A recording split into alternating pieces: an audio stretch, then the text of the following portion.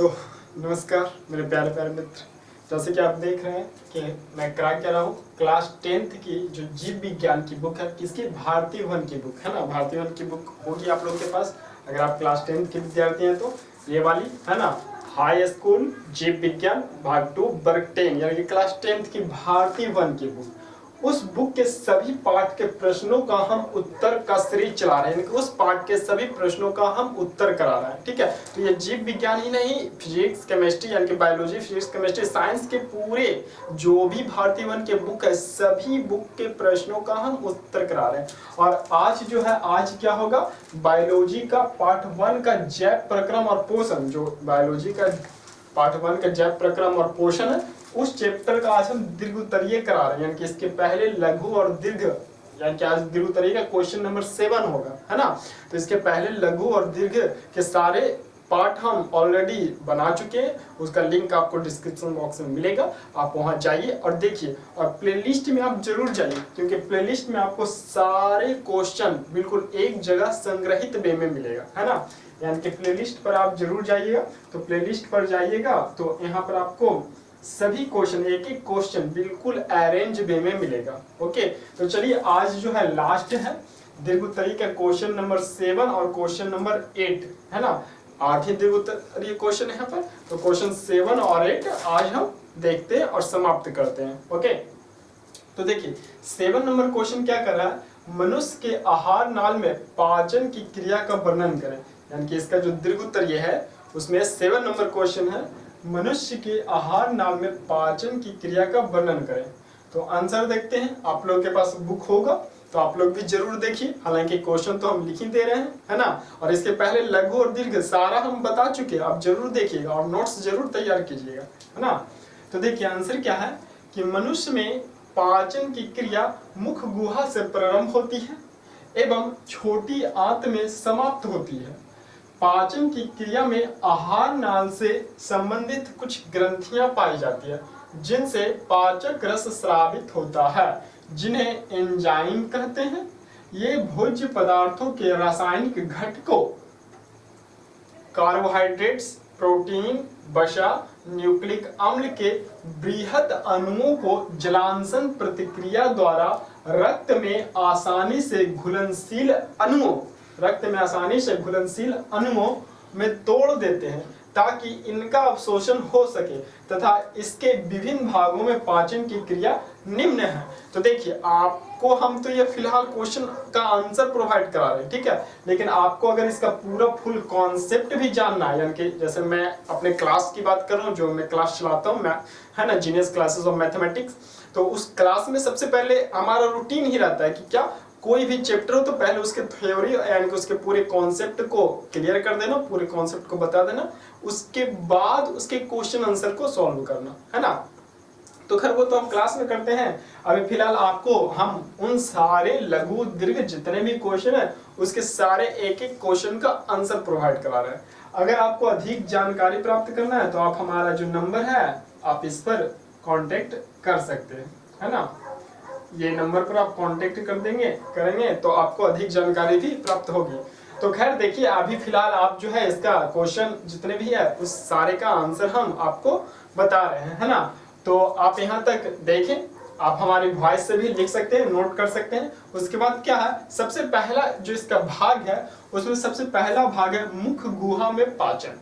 तो सबसे पहला भाग है मुख गुहा में पाचन। तो कहता है लार ग्रंथियों से स्रावित लार में उपस्थित टाइलिन स्टार्च को माल्टोस में बदल देता है। यानी कि ये रिएक्शन लिखिएगा, starch plus ptyalin equal reaction maltose. Okay, आपको स्पष्ट दिख रहा होगा, अगर नहीं दिख रहा तो आप क्वालिटी बढ़ाकर देखिए, स्पष्ट दिखेगा, है ना।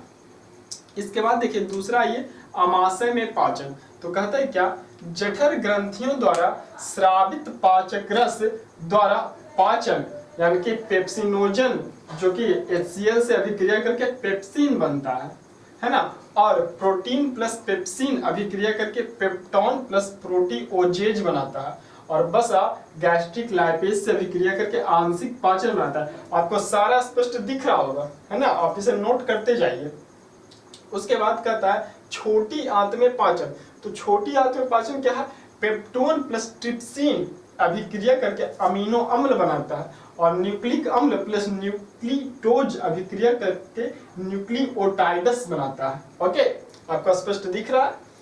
एंड अंत में अपचा भोजन इलियम से कोलन में होते हुए रेक्टम में पहुंचता है।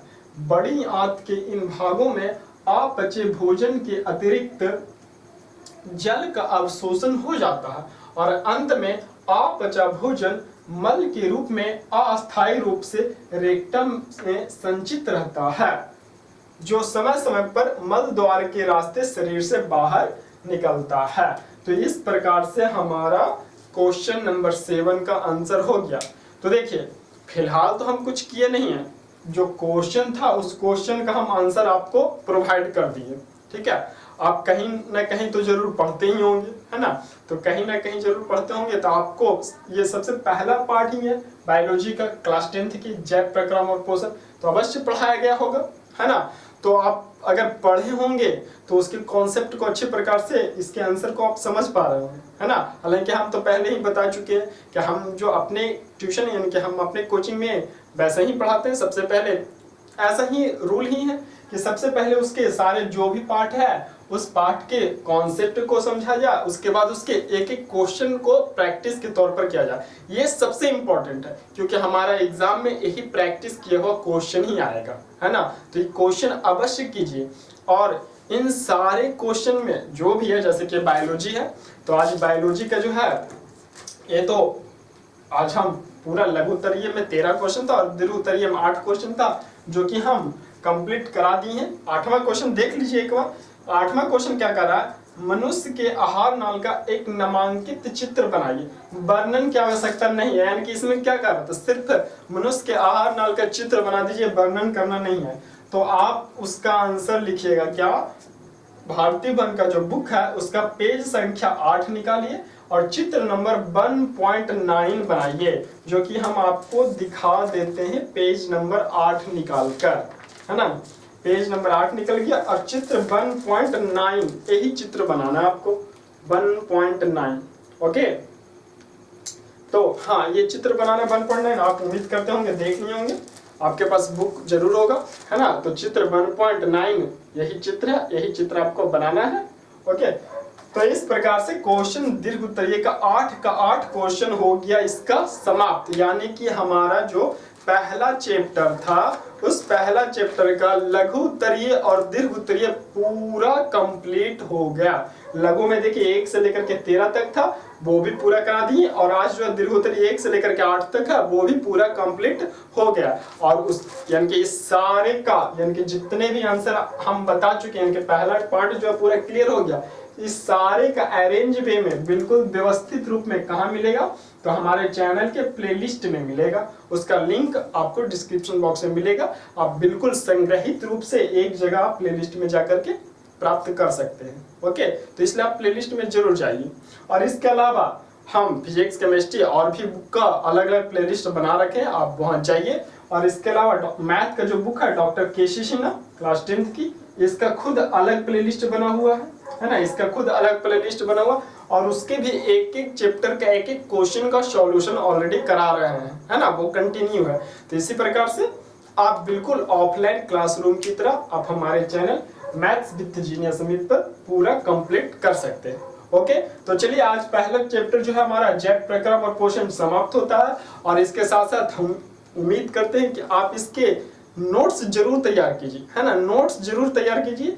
ओके, ये चाहे बायोलॉजी हो, फिजिक्स हो, केमिस्ट्री हो, हर एक चैप्टर का आप नोट्स तैयार कीजिए, ताकि बाद में आपको कोई भी माइंड डाइवर्ट ना हो। आपको किसी प्रकार का मॉडल पेपर, गेस पेपर, ये वो करने का कुछ भी जरूरत नहीं है अगर आपका नोट्स तैयार रहेगा तो, क्योंकि इससे आपका 100% तैयारी हो जाएगी। ओके, तो इसलिए आप नोट्स तैयार कीजिएगा। गेस पेपर और मॉडल पेपर ये सब में आप बिल्कुल भी ध्यान ना दें। इस यानी कि जो बुक है बहुत ही बेहतरीन और इनफ है प्रैक्टिस के लिए, इसलिए इसके सारे क्वेश्चन को आप जरूर कीजिए, है ना। तो चलिए, उम्मीद करते होंगे कि आप जो है ये सारे नोट कर लिए होंगे। अगर नहीं भी नोट किए तो आप इसका स्क्रीनशॉट ले लें, है ना। और इस प्रकार से आज जो है ये चैप्टर कंप्लीट होता है और नेक्स्ट में हम आगे अगले चैप्टर पर मूव करेंगे। तो आज जो है आप इसे नोट कीजिए। ओके, और आप स्क्रीनशॉट भी ले लीजिए, तो ये आपका कंप्लीट हो जाएगी। ठीक है, ओके ओके। चलिए, तो उम्मीद करते होंगे आप इसे नोट कर लिए होंगे या स्क्रीनशॉट ले लिए होंगे। हाँ, चलिए, ओके, बाय।